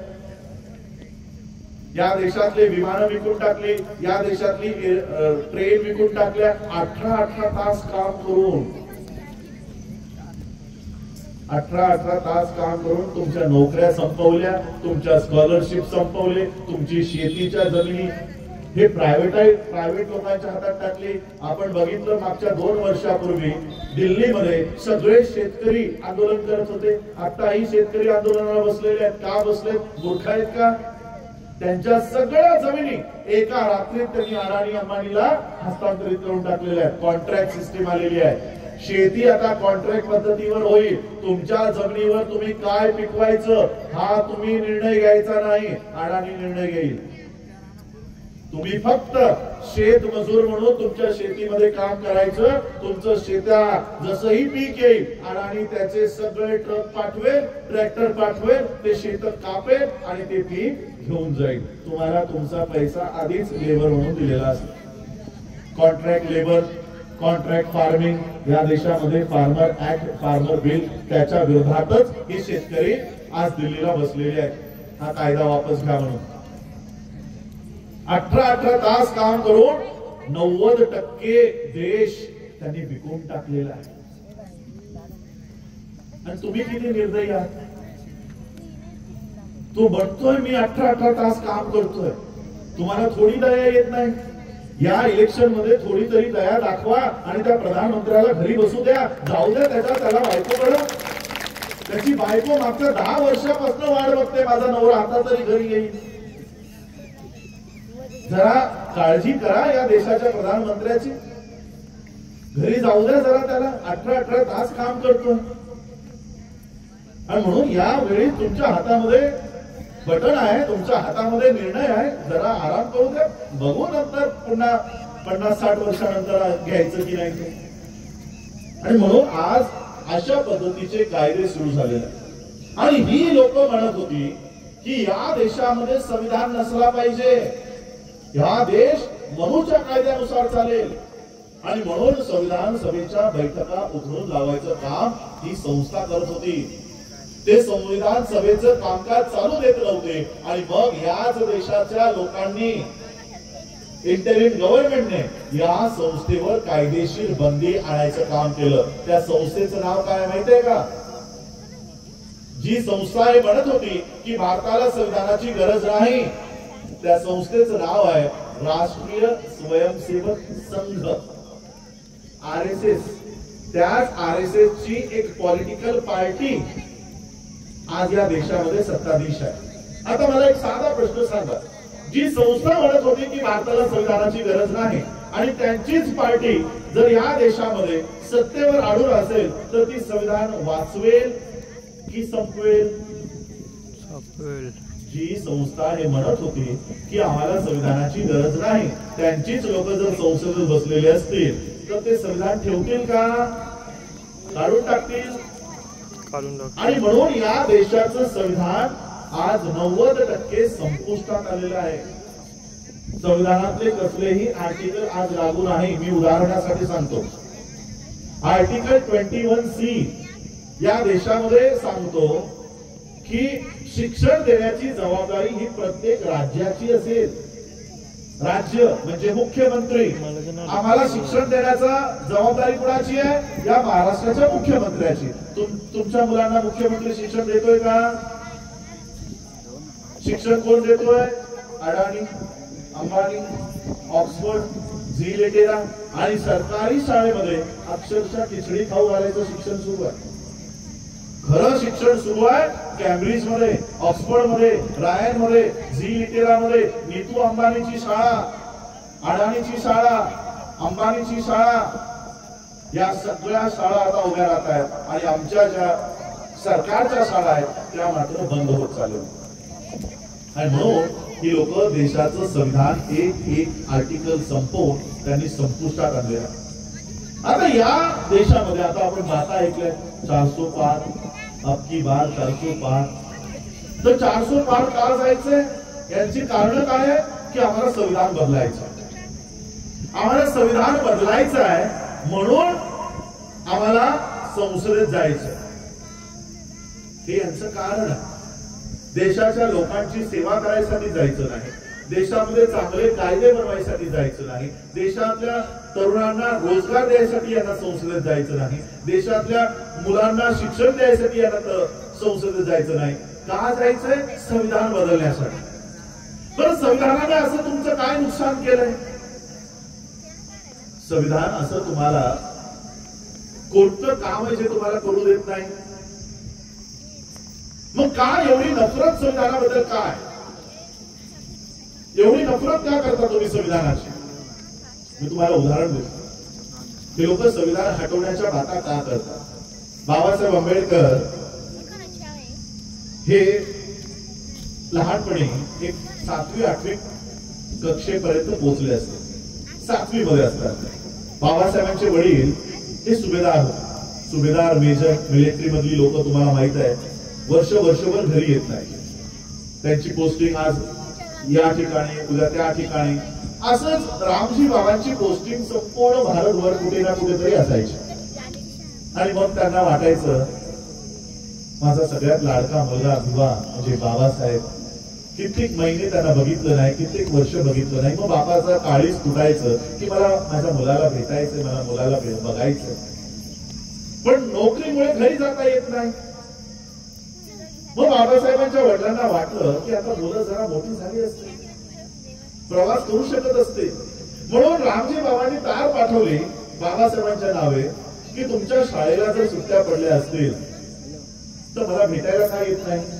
मी आता घरापासून एक 150 किलोमीटर अंतरावरच माझी पोस्टिंग झालेली आहे. माझ्याकडे येत असताना ही ट्रेन पकडा, या स्टेशनला उतरा, मी कुणाला तरी तुम्हाला घ्यायला पाठवून देईन, मला भेटायला या. ही तार बाबासाहेबांना मिळाली. बाबासाहेबांच्या वडिलांनी लिहिलं की ज्या दिवशी तुम्ही याल मला पत्र तार करून पाठवा की कोणत्या तारखेला तुम्ही याल. बाबासाहेबांना तार मिळाली, वडिलांना भेटायला जायचं म्हणून बाबासाहेब खुश झाले. बाबासाहेब, त्यांचे मोठे भाऊ आणि बहिणींची मुलं अशी 4 मुलं यांनी ठरवलं की आपण बाबांना भेटायला जायचं. बाबासाहेबांनी तार केली की आम्ही या तारखेला ट्रेन पकडू, तुम्ही सांगितलेल्या स्टेशनवर उतरू, आम्हाला घ्यायला कुणाला तरी पाठवा. आता ही तार बाबासाहेबांच्या वडिलांच्या कार्यालयात आली आणि ज्या व्यक्तीला ही तार मिळाली त्यांनी ही तार बाबासाहेबांच्या वडिलांना दिलीच नाही. आता वडिलांना माहिती नाही मुलं कधी येत आहेत. मुलांनी ठरल्याप्रमाणे ट्रेन पकडली, ज्या स्टेशनला उतरायला सांगितलं त्या स्टेशनला उतरले आणि आपल्या वडिलांची वाट बघतायत की आता आमचे वडील येतील आणि आम्हाला घेऊन जातील. ट्रेन येऊन निघून गेली, सगळी लोक आपापल्या दिशेने निघून गेली. ती 4 मुलं स्टेशनवर तशीच उभी. स्टेशन मास्टरने बघितलं की मुलं चांगली शुभ्र पांढरे शुभ्र कपडे घालून उभी आहेत. नक्कीच ब्राह्मणांची मुलं दिसतात, सवर्णांची मुलं दिसतात. तो स्टेशन मास्टर मुलांजवळ आला, मुलांना विचारलं काय रे, तुम्हाला लोकांना घ्यायला कोणी आलं नाही? बाबासाहेबांनी सांगितलं की आमचे वडील इथे सुभेदार आहेत, मेजर आहेत, मिलिटरी मध्ये आहेत. आम्ही त्यांना तार केली होती पण कदाचित आमची तार त्यांना मिळाली नसावी. आम्हाला या पत्त्यावर जायचं, आम्हाला इथे जायसाठी व्यवस्था करा, आम्हाला तिथे सोडायची काहीतरी व्यवस्था करा. तर स्टेशन मास्टरला वाटलं ही मोठ्या अधिकाऱ्याची मुलं आहेत. त्याने लगेच जवळच्या तांब्यावाल्याला बोलावलं, बैलगाडीवाल्याला बोलावलं, सांगितलं बघ रे ही मोठ्या अधिकाऱ्याची मुलं आहेत, मिलिटरी ऑफिसरची मुलं आहेत, यांना या पत्त्यावर सोडून ये. त्या बैलगाडीवाल्याने त्या सगळ्या 40 मुलांना सांगितलं की जा पटापट जा, गाडीत जाऊन बसा. ही मुलं पटापट उड्या मारत त्या बैलगाडीमध्ये जाऊन बसली आणि मग ही बैलगाडी बाबासाहेब आंबेडकरांच्या वडिलांच्या कार्यालयासाठी निघाली. निघता निघता त्या बैलगाडीवाल्याने मुलांची चर्चा करायला सुरू केली. कोणत्या गावात आला, तुमचं नाव काय, वडील काय काम करतात, वडिलांचं नाव काय, तुमची जात कोणती. आणि जसंही जातीबद्दल त्या बैलगाडीवाल्याला कळलं त्याने गाडी थांबवली आणि सगळ्या मुलांना शिव्या घालून खाली उतरवलं की तुम्ही अस्पृश्यांची मुलं आत्ताच्या आत्ता माझ्या गाडीतून खाली उतरा, आत्ताच्या आता खाली उतरा. तुमच्या पोशाखावरनं मला वाटलं की तुम्ही ब्राह्मणांची मुलं असाल, आत्ताच्या आता खाली उतरा. ती मुलं घाबरून खाली उतरली. बाबासाहेबांनी धाडस करून त्या बैलगाडीवाल्याला सांगितले की जास्तीचे पैसे घे पण आम्हाला आमच्या पत्त्यापर्यंत सोड. जास्त पैशाच्या लालसेपोटी तो गाडीवाला म्हणाला ठीक आहे पण तुम्ही अस्पृश्य माझ्या बरोबरीने माझ्या गाडीत बसू शकत नाही. माझ्या बैलगाडीच्या मागे 4 फूट अंतर ठेवून चाला. माझ्या गाडीत बसायचं तुम्हाला परवानगी नाही. आणि मग हा प्रवास सुरू झाला. बाबासाहेब त्या गाडीच्या मागे मागे मागे मागे पायी निघाले. ही सगळी मुलं पायी निघाली. 4 किलोमीटर चालले. 4 किलोमीटर चालल्यानंतर बाबासाहेबांना तहान लागली. बाबासाहेबांनी त्या गाडीवाल्याला सांगितलं तुझ्याकडे जे पाणी आहे ते थोडंसं मला दे, मला खूप तहान लागली. त्या गाडीवाल्याला दया आली होती. तो गाडीवाला म्हणाला की तुम्ही अस्पृश्य आहात म्हणून मी माझ्या जवळचं पाणी तुम्हाला देऊ शकत नाही. पुढे एखादी नदी आली, नाला आला, तलाव आला तर मी गाडी थांबवेन, तुम्ही जाऊन खुशाल पाणी पिऊन या. 1-2 किलोमीटर अजून चालल्यानंतर त्या गाडीवाल्याला काहीतरी पाणी दिसलं. त्याने गाडी थांबवली आणि मुलांना सांगितलं ते बघा तिथे पाणी दिसतंय, जा जाऊन पाणी पिऊन या. ती मुलं पळत पळत त्या पाण्याजवळ गेली. जवळ जाऊन बघतायत तर काय, हा तर फक्त चिखल आहे, पाणी नाही. पण तहान लागली करायचं काय. बाबासाहेबांनी तो चिखल हटवला. ती माती बाजूला सारली आणि त्यातनं जे काही काळं खाणेडं पाणी असतं ते जे वर आलं तेच पाणी त्यांनी पिलं. सगळे पांढरे शुभ्र कपडे खराब झाले, चेहरा खराब झाला. अजून 1-2 किलोमीटर चालल्यानंतर ही मुलं बाबासाहेब आंबेडकरांच्या वडिलांच्या कार्यालयात पोहोचली. वडिलांनी लांबूनच बघितलं, ही तर माझी मुलं आहे, यांची अशी का अवस्था झाली आणि यांच्यासोबत काय झालं असेल हे रामजी बाबांच्या लक्षात आलं. बाबासाहेबांनी जसंही त्यांच्या वडिलांना बघितलं ते पळत सुटले आणि आपल्या वडिलांना मिठी मारून ढसाढसा रडायला लागले.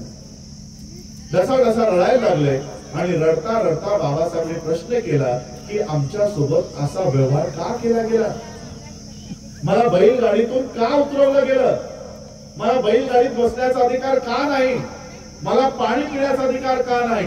रडता रडता बाबासाहेबांनी हा प्रश्न केला. बाबासाहेब आंबेडकरांच्या वडिलांकडे या प्रश्नाचं कसलंही उत्तर नव्हतं. बाबासाहेबांच्या वडिलांनी बाबासाहेबांना शांत केलं आणि बाबासाहेबांना सांगितलं की हीच परिस्थिती तुम्हाला बदलायची आहे, हीच परिस्थिती बदलायची आहे. आणि बाबासाहेब आंबेडकरांच्या वडिलांनी बाबासाहेबांना असं तयार केलं, एवढं शिक्षण दिलं, लंडन मध्ये कोलंबियामध्ये शिक्षण दिलं आणि त्याच बाबासाहेब आंबेडकरांनी या भारतात परत आल्यानंतर या देशाचं संविधान निर्माण केलं. आणि असं संविधान निर्माण केला की ज्या बाबासाहेब आंबेडकरांना मनूच्या कायद्यामध्ये साधं बैलगाडीत बसण्याचा अधिकार मिळाला नाही, त्या बाबासाहेब आंबेडकरांनी असं संविधान निर्माण केला की त्यांच्यामुळे आज आमची लोक एरोप्लेन मध्ये बसतायत, पायलट झालेली आहेत. एवढा अधिकार बाबासाहेबांनी संविधानातून दिला. ज्या मनूच्या कायद्यामध्ये बाबासाहेब आंबेडकरांना चिखलाचं पाणी पिण्यासाठी मजबूर करण्यात आलं, ती आमची माता तिकडं बिस्लरीचं पाणी पिते बघा.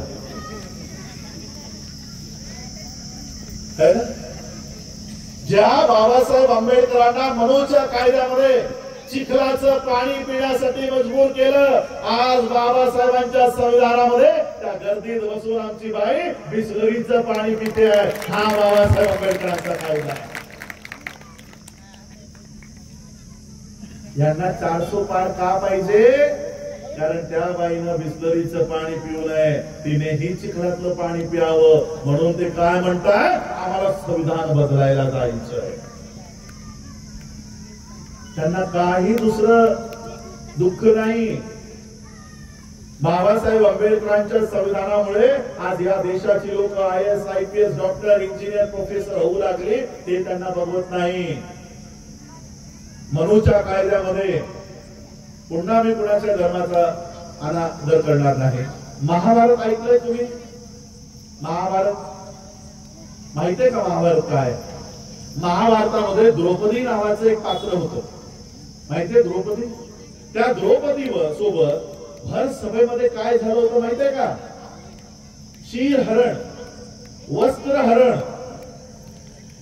या देशामध्ये ब्राह्मणांच्या कायद्यामध्ये, ब्राह्मणी व्यवस्थेमध्ये आमच्या एका स्त्रीचं भर सभेमध्ये वस्त्र फेडण्याचं काम, वस्त्रहीन करण्याचं काम या देशात घडलं. आपल्या सगळ्यांना माहित आहे. माझ्या पदरचं नाही, महाभारताच्या ग्रंथात लिहून ठेवलेलं आहे. ज्या मनूच्या कायद्यामध्ये ज्या द्रौपदीला साधं वस्त्र घालायचे अधिकार मिळाले नाही, त्याच बाबासाहेब आंबेडकरांच्या संविधानामध्ये त्याच द्रौपदीला आज भारताचं राष्ट्रपती बनवलं जातं. राष्ट्रपती बनते आणि म्हणून यांना संविधान हटवायचं आहे की आमच्या मनूच्या कायद्यामध्ये आम्ही तुम्हाला वस्त्र घालायचे अधिकार देत नव्हतो. आता तुम्ही राष्ट्रपती होत चालला आणि म्हणून आम्हाला संविधान हटवायसाठी 400 पार जायचंय. हे यांचे मनसुबे आहे. बाबासाहेब आंबेडकरांनी संविधान निर्माण केला. बाबासाहेबांच्या लक्षात आलं की आज जी लोक संविधान निर्माण होऊ नये म्हणून आंदोलन करतायत, आमची सभा उधळून लावतायत, एके दिवशी हा देश त्यांच्या ताब्यात जाईल आणि त्यांच्या ताब्यात गेल्यानंतर या देशाचं संविधान ते नष्ट करायचं काम करतील. मग माझी लोक कुठे जातील? त्यावेळेस मी नसेन.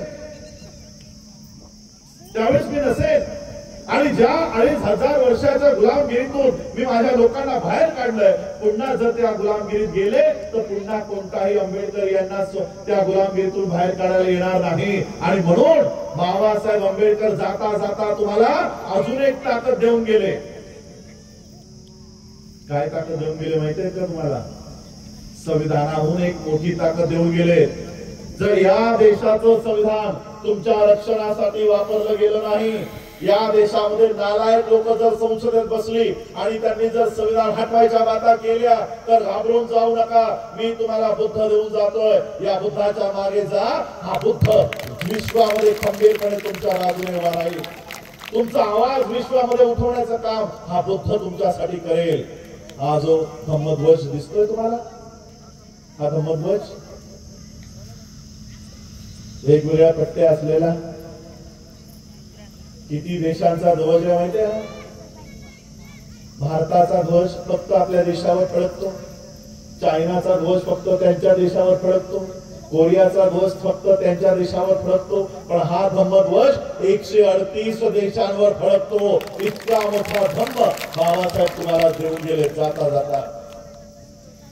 या देशाचं संविधान तुमची रक्षा करू शकलं नाही तर तुम्ही बौद्ध व्हा आणि जगामध्ये जा. इथं जर तुमचा मुख्यमंत्री, तुमचा प्रधानमंत्री, तुमचा कलेक्टर, तुमचा एसपी जर तुम्हाला न्याय देत नसेल तर जगातल्या बौद्ध देशांकडे जा आणि तुमचं गाऱ्हाण तिथे सांगा.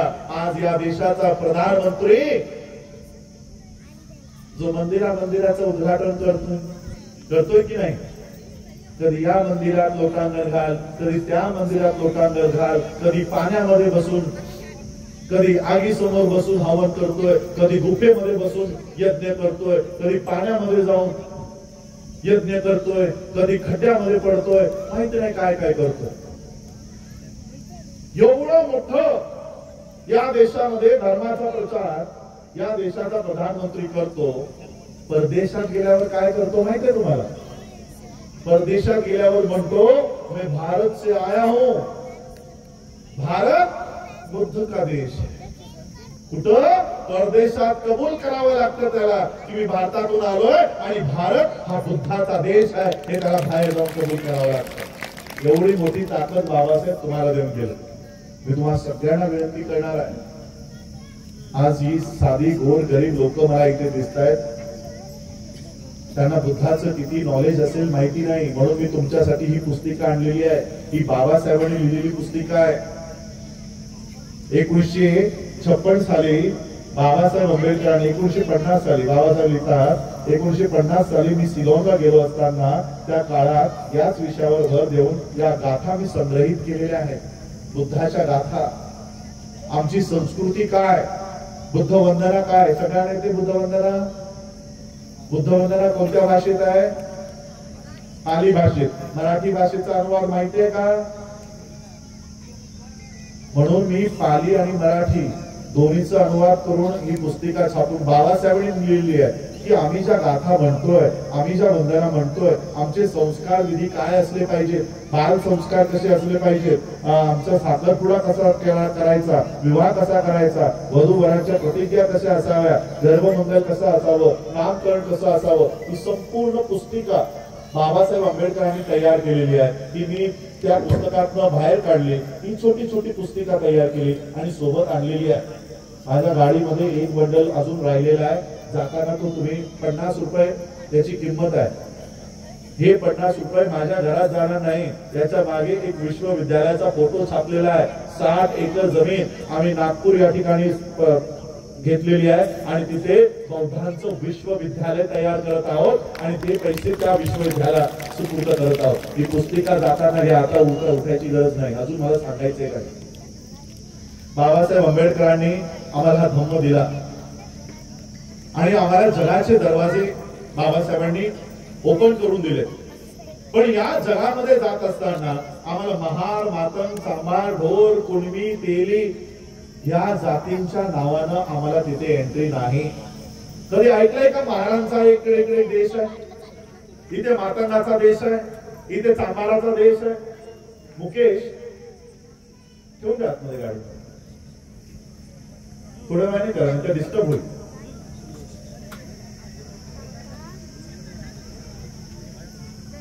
भारताच्या बाहेर एकही देश तुम्हाला मानाचा, मातंगाचा, चांभाराचा सापडणार नाही. तुम्हाला भारताच्या बाहेर जर जायचं असेल तर बाबासाहेबांनी बौद्ध म्हणून ओळख दिली. महार, मातंग, चांभार, ढोर म्हणून जर तुमची ओळख तुम्ही या देशात निर्माण कराल, कोणीही तुमच्या स्वागताला उभं राहणार नाही. पण बौद्ध म्हणून जर तुम्ही या देशात स्वतःची ओळख निर्माण कराल, हे 138 देश तुमच्या स्वागतासाठी उभे राहतील की भारतात आमचा बौद्ध येतोय. अशा पद्धतीने या बौद्ध देशांसोबत नाळ जोडायचं काम आज मी केलं. 2018ला बाबासाहेब आंबेडकरांनी स्थापन केलेली संस्था बुद्धिस्ट सोसायटी ऑफ इंडिया या संस्थेचं पंजीकरण त्या संस्थेसोबत केलं आणि आज 138 देशांचा सचिव म्हणून आज मी या सगळ्यांसोबत काम करतोय. हे माझे भारतातले 2 तारखा होत्या, कालची आणि आजची. म्हणून मला माझा मलेशियाचा कार्यक्रम अर्धा सोडून या 2 कार्यक्रमाला यावं लागलं. उद्या सकाळची फ्लाईट पकडून मी UAE जातोय आणि संपूर्ण जगात मी बाबासाहेब आंबेडकरांचं आणि बुद्धाचा प्रचार आणि प्रसार करायचं काम करतो. ते महार, मातंग, चांभार, ढोर म्हणून नाही, बौद्ध म्हणून हे सगळे देश मला आमंत्रण देतात.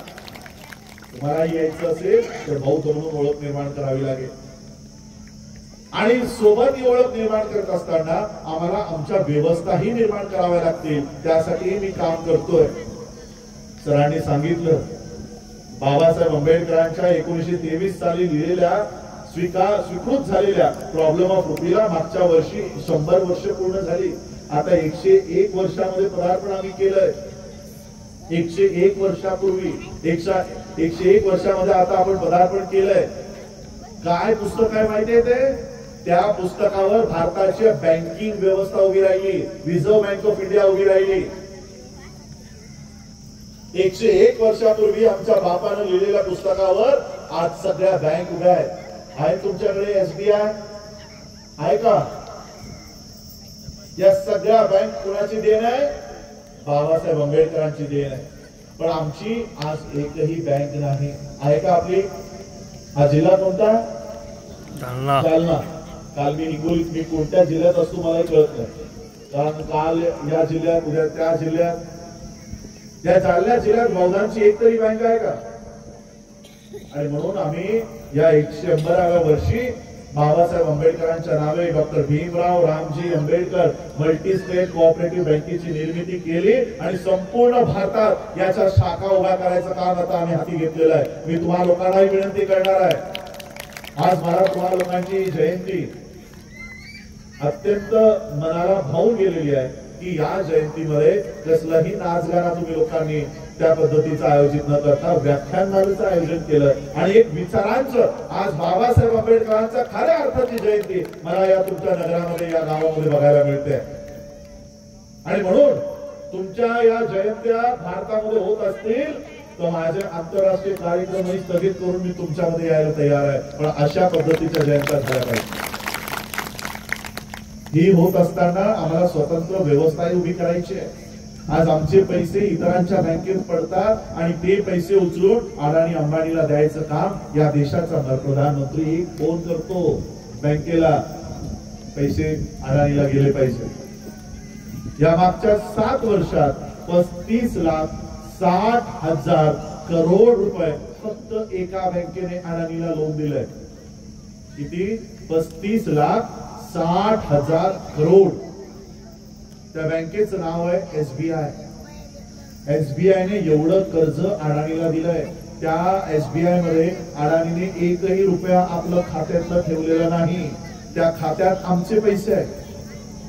आमचे पैसे उचलून एका फोनवर SBIचा जो कोणी डायरेक्टर आहे तो सगळे पैसे अडाणीला देतो। असे प्रत्येक बँकेतनं पैसे अडाणीला जात आहेत आणि म्हणून अशा बँकेमध्ये आम्ही आमचे खाते उघडणार नाही, अशा बँकेमध्ये आम्ही आमचे पैसे ठेवणार नाही हा निर्णय घेतला आणि बाबासाहेब आंबेडकरांच्या नावाने ही बँक ओपन केली। 2,500 रुपयाचा मिनिमम बॅलन्स म्हणा किंवा शेअर म्हणा तो तुम्हाला प्रत्येकाला विकत घ्यायचा आहे, तुमच्याच नावासमोर, मला नकोय। 2,610 रुपयाचा शेअर 110 रुपये सरकार ठेवते, 2,500 रुपये तुमच्या खात्यात वळते करते। असे 2,610 रुपयाचा एक शेअर घ्या। आमचे अध्यक्ष या ठिकाणी बसले प्रेमानंद मगरेजी, यांच्याकडे फॉर्म आहे, ते फॉर्म तयार त्यांच्याकडे प्राप्त करा आणि प्रत्येकानं स्वतंत्र बँक उभी करायचं काम करा। या 2 वर्षात SBI, HDFC, ऍक्सिस, ICICI याच्यानंही भव्य आणि दिव्य डॉक्टर आंबेडकर बँक मला तुमच्या जालन्यामध्ये आणायची आहे, अशी ही बँक मला तुम्हाला द्यायची आहे। त्यासाठी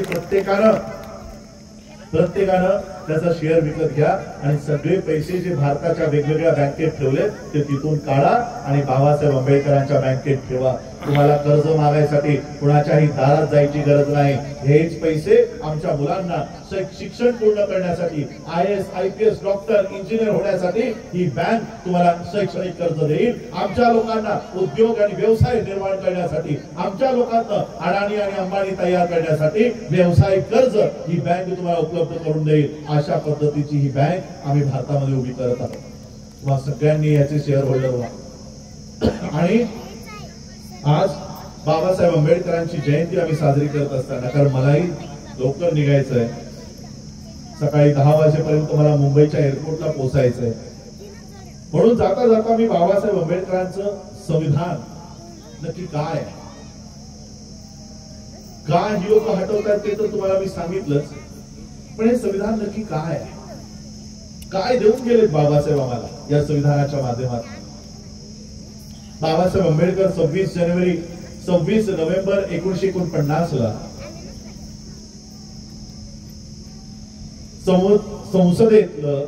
संविधान सभेतलं त्यांचं शेवटचं भाषण आटपून ते त्यांच्या दिल्लीच्या बंगल्यावर गेले। दिल्लीच्या बंगल्यावर गेल्यानंतर त्यांची आराम खुर्ची होती, त्या आराम खुर्चीवर ते बसले आणि डोळे बंद केले। डोळे बंद केल्यानंतर त्यांच्या डोळ्यातनं अश्रू व्हायला लागले। शेजारी नानकचंद रत्तू उभे होते। रत्तूने बघितलं की बाबासाहेब रडतायत। आता बाबासाहेबांना कसं उठवावं आणि बाबासाहेबांना कसं विचारावं की तुम्ही का रडता। रत्तूने धाडस केलं आणि बाबासाहेबांच्या पायाजवळ बसले आणि पाय चेपत बाबासाहेबांना प्रश्न केला की बाबा साहब आप क्यों रो रहे हो? अभी आप भारत को एक अच्छा संविधान देकर आए हो, एक चांगली व्यवस्था देऊन आलात, कसलं दुःख आहे तुम्हाला, का रडता तुम्ही? बाबासाहेबांनी डोळे उघडले आणि बाबासाहेब रत्तूला म्हणाले की रत्तू, आज मला माझ्या मुलाची आठवण झाली। माझा मुलगा राजरत्न। आयोजकांनी सांगितलं माझ्या वडिलांनी माझं नाव बाबासाहेब आंबेडकरांच्या सगळ्यात लाडक्या मुलाच्या आठवणीवर माझं नाव राजरत्न ठेवलं। मी लहानपणापासून माझ्या वडिलांना नेहमी भांडायचो, काय माझं नाव एवढं जुना पुराण जमान्यातलं ठेवलं, कोणी ते धड घेत नाही। पंजाब मध्ये गेलो तर ते राजरत्न म्हणत नाही, राजरत्न म्हणतात। काही देशातली लोक राज वेगळं लिहितात, रतन वेगळं लिहितात, तिकिटामध्ये कधी कधी गडबड करून टाकतात। कसलं तुम्ही नाव मला जुनं पुराण देऊन टाकलं? मग ते वडील मला म्हणायचे, अरे हे बाबासाहेबांच्या सगळ्यात लाडक्या मुलाचं नाव आहे, सगळ्यात लाडक्या मुलाचं नाव। आता मला हा मुलगा कोण काहीच माहिती नाही, कॉलेजमध्ये असताना, शाळेत असताना कोण राजरत्न, कशाला ठेवलंय माझं नाव. पण माझं शिक्षण पूर्ण झाल्यानंतर मी ज्यावेळेस पीएचडीचा अभ्यास करायला घेतला, माझ्या वडिलांनी मला सांगितलं की आता एवढं शिक्षण घेतलंस, बीकॉम झालास, एमबीए झालास, आता पीएचडी करतोय, तर पीएचडी बाबासाहेबांच्या एखाद्या विषयावर कर, बाबासाहेबांच्या अर्थनीतीवर कर. म्हणून ठीक आहे, बाबासाहेबांच्या विषयावर करतो. आणि मग बाबासाहेबांचा विषय याच्यावर पीएचडी करायचं म्हटलं तर बाबासाहेबांना वाचावं लागेल. मग माझ्या वडिलांनी बाबासाहेबांची ग्रंथ आणून दिली आणि ही ग्रंथ चाळत असताना, वाचत असताना मला एका ग्रंथात राजरत्नाचा उल्लेख सापडला. अच्छा, याच मुलाच्या आठवणीवर माझं नाव राजरत्न पडले, बघूया तरी कसा होता राजरत्न. म्हणून मी त्या राजरत्नाची कहाणी वाचायला लागलो. हा राजरत्न जुलै 1926 ला 2.5 वर्षाचा झाला होता. आणि बाबासाहेब लिहितात की हा नुकताच चालायला लागला होता आणि नुकताच बोलायला लागला होता. 2.5 वर्षाचं मूल तुम्हाला माहित आहे, चालतं, खेळतं, बोलतं. आणि बाबासाहेब, माझे वडील सांगायचे की बाबासाहेब त्या राजरत्न सोबत खेळताना इतके दंग व्हायचे, स्वतःला लहान समजून घ्यायचे. अख्ख्या चाळीत बाबासाहेबांचा धिंगाणा असायचा, जोर जोरात बोलणं, हसणं, ओरडणं, असं बाबासाहेब त्या राजरत्न सोबत खेळायचे. सायकल आणून द्यायचे, काय करायचे, काही करायचे. या मुलाला एके दिवशी डबल निमोनिया झाला. बाबासाहेबांकडे पैसे होते, चांगली व्यवस्था झाली होती, परिस्थिती चांगली झाली होती, केसेस मिळत होते, बाबासाहेबांच्याकडे काही पैसे आले होते.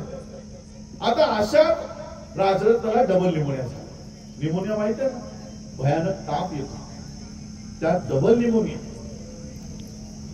आणि हा मुलगा घरीच, मी कधी मी अभ्यास करताना विचार करायचो, बाबासाहेबांकडे पैसे आहेत, मग हा मुलगा घरी काय करतो, घरी कशाला, त्याला उपचाराला का नेलं नाही बाबासाहेबांनी. मग माझ्या लक्षात आलं, सगळं वाचल्यानंतर, पैसे असतानाही बाबासाहेब विनंती करतायत की माझ्या मुलाची काळजी करण्यासाठी कुणीतरी, नर्सने तरी हात लावा रे. हे पैसे घ्या पण त्याचा उपचार करा. कुणीही डॉक्टर त्याला हात लावायला तयार नाही. पैसे देऊनही, ही पैसे देऊन एखादी गोळी तरी माझ्या पोराला द्या, तर कोणता डॉक्टर त्यांच्या मुलाला गोळी द्यायला तयार नाही. अशी किती मुलं गेली असतील? 4. बाबासाहेबांची 4 मुलं गेली. आम्ही म्हणतो निसर्गाने नेली, नाही, या देशातल्या जातीवादाने, या देशातल्या ब्राह्मणी व्यवस्थेने 1 रुपयाची पॅरासिटामॉल जर त्या पोराला दिली असती, ते पोरग वाचलं नसतं का? आपल्याला ताप आला तर आपण आजकाल डॉक्टरकडे जात नाही, मेडिकलला जातो, पॅरासिटामॉल घेतो, क्रोसिन घेतो आणि 2 तासात बरे होतो. बाबासाहेबांच्याकडे पैसे असतानाही कोणता डॉक्टर त्या मुलाला हात लावायला तयार नाही. किती दिवस त्या पोराकडे असंच बसून राहायचं. म्हणून बाबासाहेब शेवटी त्यांच्या कामासाठी बाहेर पडायला लागले. एके दिवशी हायकोर्टामध्ये गेले असताना माता रमाईंनी बघितलं की राजरत्नाचा ताप वाढत चाललाय. माता रमाईंनी बाबासाहेब आंबेडकरांच्या एका कार्यकर्त्याला बोलावलं आणि सांगितलं की बाबासाहेब जिथे कुठे असतील त्यांना ताबडतोब घरी घेऊन या. हा कार्यकर्ता हायकोर्टात पोहोचला, बाबासाहेबांना निरोप दिला. बाबासाहेबांच्या लक्षात आलं की मी तापानं फणफणत असलेला राजरत्न घरी सोडून आलोय, नक्कीच त्याच्यासोबत काहीतरी बरं वाईट झालं असेल, नक्कीच त्याच्यासोबत काहीतरी झालं. बाबासाहेबांनी सगळी कामं सोडली, त्या हायकोर्टाच्या दारात टांगा केला आणि ज्या चाळीत बाबासाहेब राहत होते त्या चाळीच्या दाराशी येऊन हा टांगा थांबला. बाबासाहेब पळत त्यांच्या 10x10च्या खोलीत गेले, त्या राजरत्नाला आपल्या कुशीत घेतलं आणि त्याच्याशी गप्पा मारू लागले, त्याच्याशी बोलू लागले, प्रेम करू लागले, लाड करू लागले. आणि लाड करता करता बाबासाहेबांच्या लक्षात आलं की हा मुलगा तर कधीच गेलाय, हा मुलगा तर कधीच मेलाय. त्यावेळेस बाबासाहेब इतके ओक्साबोक्शी रडले, भिंतीला डोकं आपटून बाबासाहेब रडत होते. त्या चाळीतल्या लोकांनी कधीही बाबासाहेबांना त्या अवस्थेत बघितलं नव्हतं. लोकांना सुचेना की बाबासाहेबांना शांत कसं करायचं. बाबासाहेबांचा लहानपणचा मित्र मालू पुढे आला, बाबासाहेबांना शांत केलं. बाबासाहेबांना सांगितलं की साहेबा आता त्या मुलाच्या शरीरावर अंत्यसंस्कार करायचे, त्या मुलाचा अधिकार आहे, शेवटचा अधिकार. बापाच्या पैशातनं त्याच्या अंगावरचा शेवटचं कापड त्याला घालायचं असतं, ते कापड आणायसाठी पैसे दे. बाबासाहेबांनी खिशात हात घातला, खिशाला कसलाही रुपया लागला नाही. बाबासाहेब पुन्हा ढसाढसा रडायला लागले की माझ्या खिशात आता एकही रुपया नाही, माझ्या मुलाच्या शरीरावर शेवटचं कापड टाकायसाठी माझ्याकडे पैसे नाही. बाबासाहेब पुन्हा रडायला लागले. शेजारी माता रमाई उभ्या होत्या. माता रमाईंच्या लक्षात आलं की बाबासाहेबांच्या खिशामध्ये राजरत्नच्या शरीरावर कफन टाकण्यासाठी पैसे नाहीत. माता रमाईंनी अंगावरची साडी फाडली आणि कफन म्हणून त्या राजरत्नच्या शरीरावर टाकले. हे दोघं पती पत्नी त्या राजरत्नाचा अंत्यविधी करून आले आणि बाबासाहेब त्याच्या आठवणीत म्हणतात की नुकताच चालायला लागला होता. मी ज्या वेळेस त्याच्याशी बोलायचो, त्याच्याशी गप्पा मारायचो, तेव्हा बोलायचो की तू माझा सिंह आहेस, तू माझा सिंह आहेस. मोठं झाल्यानंतर माझं उरलेलं काम, माझं उर्वरित राहिलेलं काम तुला पूर्ण करायचं आहे. तू लढवय्या घराण्याचा वंशज आहे, लढवय्या घराण्यामध्ये जन्म घेतलेला आहे, एका मिलिटरी खानदारीतला तू वंशज आहे, असं बाबासाहेब त्या 2.5 वर्षाच्या मुलाशी बोलायचं. ते पुस्तक वाचता वाचता मी ते पुस्तक बंद केलं आणि मला आठवण झाली की या मुलाच्या आठवणीवर माझं नाव पडलंय राजरत्न. तोपर्यंत माझं नाव, मी शाळेमध्ये कॉलेजमध्ये फक्त राज सांगायचो, राजच नाव आहे, राजरत्न नाही, राजच बोलत जा मला. त्या दिवशी मी निर्णय घेतला की यापुढे मी माझं नाव राज म्हणून सांगणार नाही, यापुढे मी माझं वैयक्तिक जीवन जगणार नाही.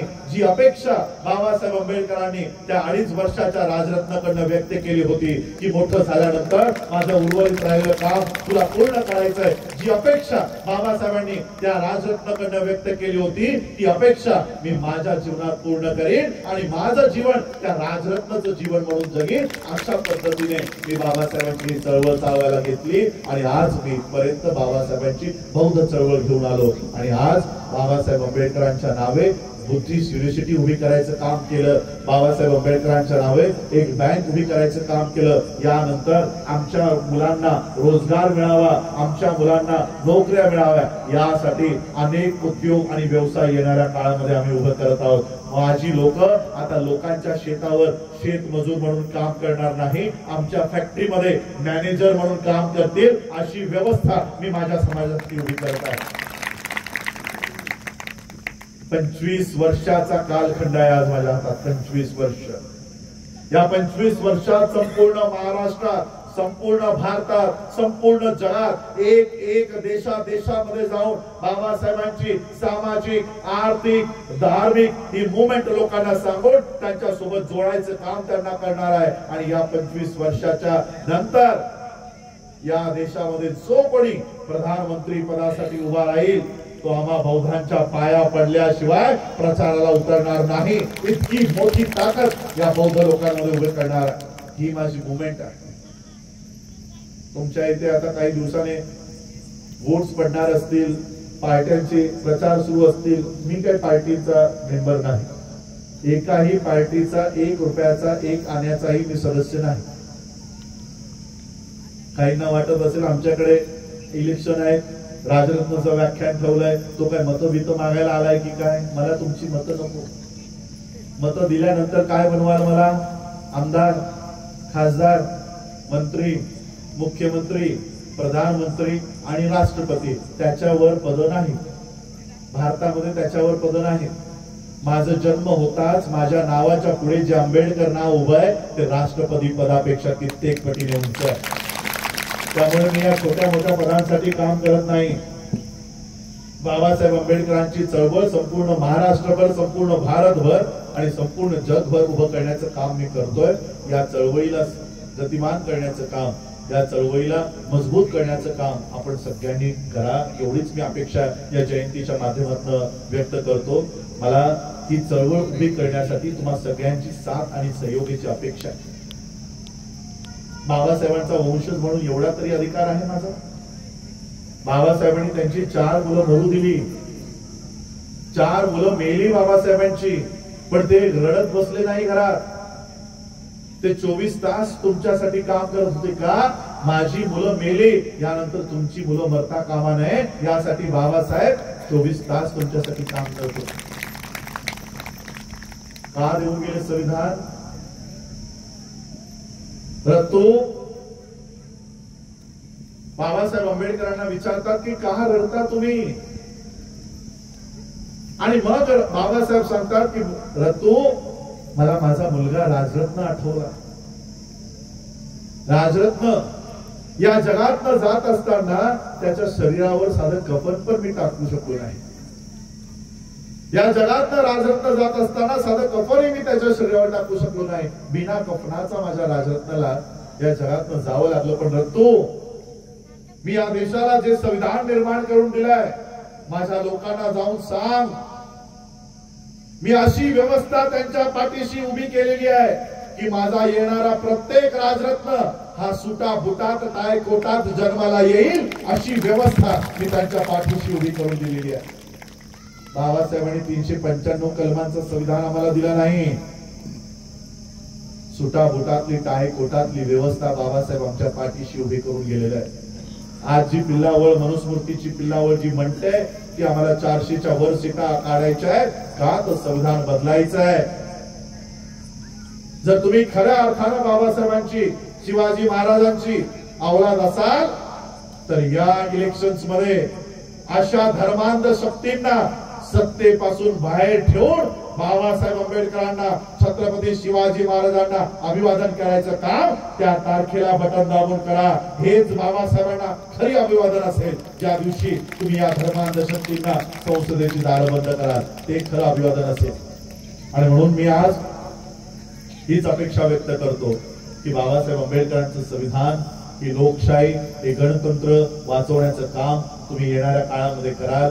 पुन्हा तुमचं दिलेलं मत, जे बाबासाहेबांनी दिलेला मतांचा अधिकार आहे, कुणाच्याही साडीसाठी, कुणाच्याही दारूसाठी, कुणाच्याही मटणासाठी विकणार नाही, अशा पद्धतीची प्रतिज्ञा घेऊन तुम्ही तुमच्या मतांच्या अधिकाराची बजावणी कराल, अशी अपेक्षा या जयंतीमध्ये करतो आणि थांबतो. आपण सगळ्यांनी मला ऐकलं त्याबद्दल सगळ्यांचे आभार व्यक्त करतो.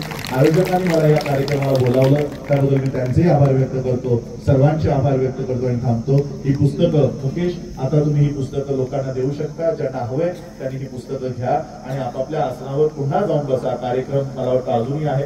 माझ्याही नंतर जी काही अध्यक्ष भाषणं करायची, वक्त्यांची भाषणं करायची, ती संपूर्णपणाने ऐका, कारण आमची भाषणं कोणत्याही टीव्हीवर दाखवली जाणार नाही. ऐकलं का कधी टीव्हीवर? का ऐका? चॅनल त्यांचा, अडाणीने पैसे दिले चॅनल चालवायला, तो माझी भाषणं का चालवेल? आणि म्हणून ही भाषणं जी आज या मंचावरनं तुम्हाला ऐकायला मिळत आहे ती ऐका. गाणं एखादं कमी वाजलं तरी चालेल, पण आमच्या वक्त्यांचे विचार ऐका आणि त्या पद्धतीने काम करा. एवढंच मी सांगतो आणि थांबतो. जय भीम, नमो बुद्धाय, जय भारत.